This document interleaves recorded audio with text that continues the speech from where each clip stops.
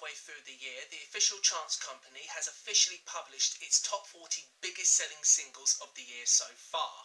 This is not only a good opportunity to see what the public have bought over the last 6 months, but it's also a good opportunity to see how this year is stacking up in terms of quality of the music that's being bought. And I think it's very safe to say that 2014 has so far been a very, very uninteresting year for music. I don't think I remember a year where I've been less interested in a year's music as I have for this one. If asked to name all of the hit songs this year that I love on one hand, trust me, that ain't gonna happen.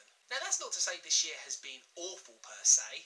I mean, we've yet to sink to the depths of a Blurred Lines, but we've yet to ascend to the heights of a Same Love, if you get what I mean. Last year we had a collection of hits that were actually worth a damn. This year, however, I really couldn't care less. Nevertheless, since we are halfway through the year, it's time to look at the 10 biggest selling songs of the year so far and give you my personal opinion on all of them.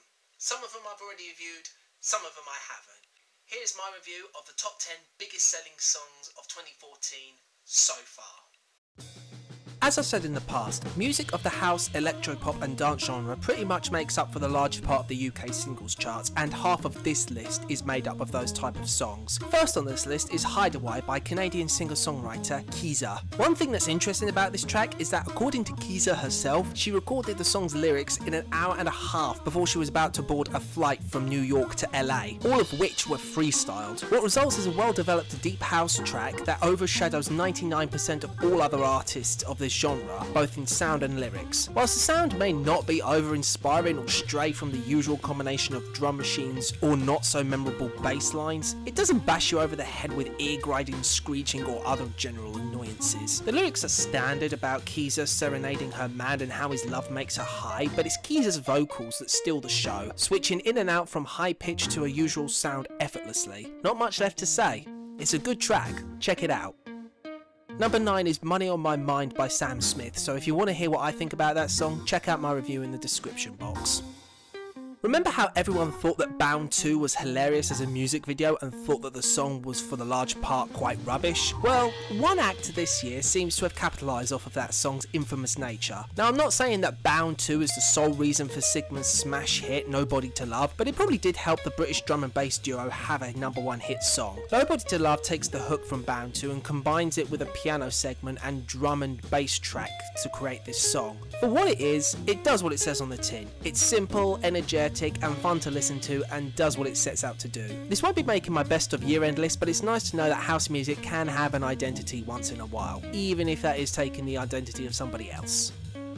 Now I've mentioned before that I've deliberately avoided reviewing this track due to the fact that everyone and their mothers have reviewed it, and there's nothing else that I can add that hasn't already been said before, and I'd just be repeating the same old crap. But since I live in a country full of morons who found this appealing for some reason, I guess I should give my 2 cents. This song is utter crap. Different from Raw. Where Raw was bad, it was at least catchy. This on the other hand isn't. It's dreary, miserable and inconsistent, and the music is as pleasing as a hemorrhoid. We all know that Perry has no idea what the term dark horse actually means, and she clearly demonstrates that here, using Aphrodite as a comparison even though Aphrodite is a Greek goddess and the sound as well as the music video is meant to evoke Egyptian imagery. And as a shock that came to everyone, Juicy J is absolute shit on this track. And of course, it's currently the 7th biggest selling song of the year so far. Guess what's gonna be on the year-end worst of list?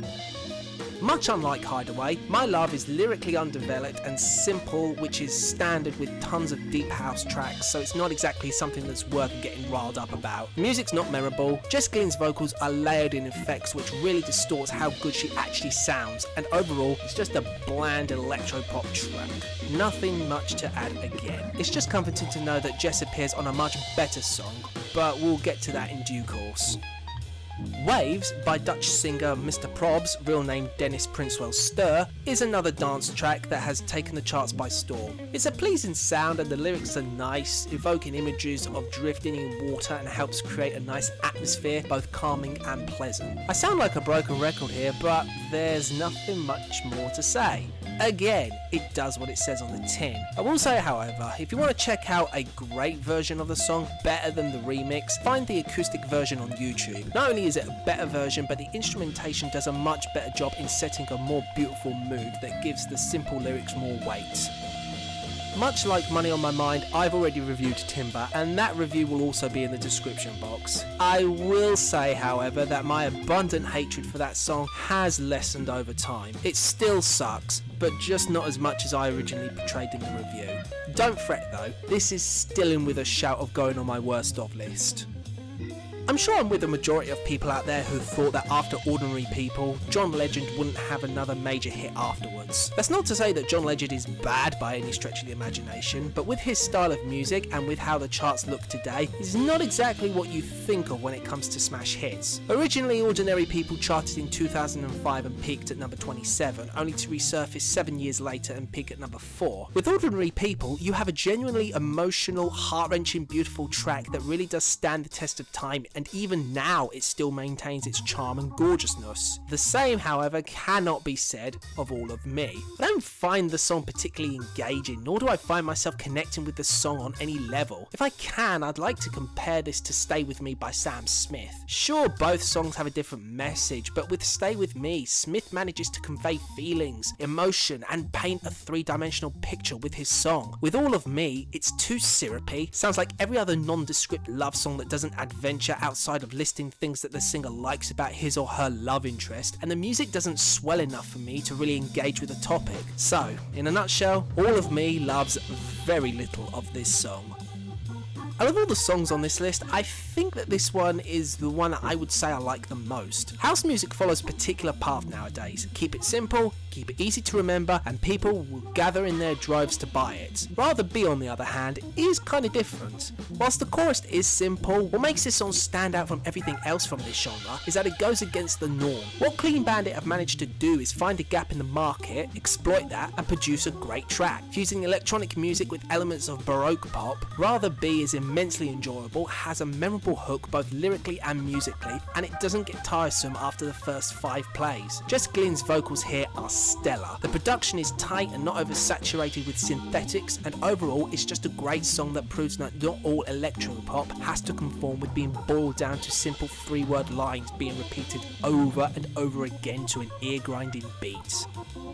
And the biggest selling song of the year so far is Happy by Pharrell Williams. And as many of you know, that song was number 6 on my list of best hit songs of 2013. A song that even after copious amounts of radio play and still holding on to a top 20 spot after 8 months is still a song that I enjoy thoroughly and is one of the best songs of the year. However, it will not be appearing on my best of 2014 list since it's appeared on the previous best of year list. It just wouldn't seem fair otherwise.